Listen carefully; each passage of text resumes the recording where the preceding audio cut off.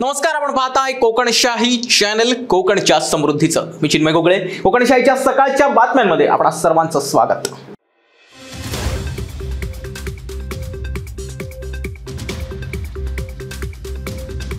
फायनान्सवर 60% दराने कर्ज देतो असं सांगून अनेक ग्राहकांकडून लाखो रुपये घेणारी एक खासगी कंपनी वादात सापडली आहे. आपली फसवणूक करून ते पळून गेले असा दावा ग्राहकांनी केला, परंतु याबाबत पोलीस ठाण्यापर्यंत कोणीही आलं नाही असं पोलीस निरीक्षक भरत धुमाळ यांचं म्हणणं आहे.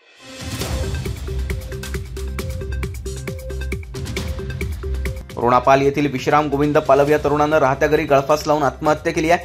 बांदा पोलिसांनी याबाबत पंचनामा करून आकस्मिक मृत्यूची नोंद करण्यात आली आहे.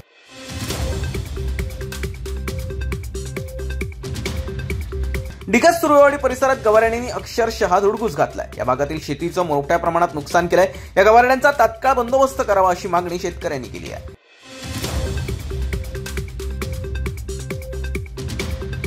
कुडाळ तालुक्यातील बिबवणे गावात सागर जेठे यांच्या मालकीच्या बकऱ्यावर बिबट्यानं हल्ला केला. या हल्ल्यात तो बकरा ठार झालाय. या भागात बिबट्याची दहशत वाढल्यानं भीतीचं वातावरण निर्माण झालंय.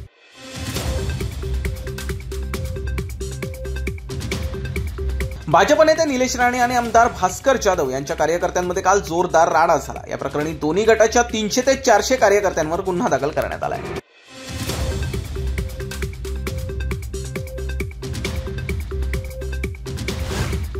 आणि याबरोबरच कोकणशाहीच्या सकाळच्या बातम्यांमध्ये इथेच थांबतोय. पण तुम्ही मात्र ताज्या अपडेट्स जाणून घेण्यासाठी कोकणशाहीचं YouTube चॅनल आता सबस्क्राईब करा, फेसबुक पेज लाईक करा आणि इंस्टाग्राम पेजला फॉलो करायला विसरू नका.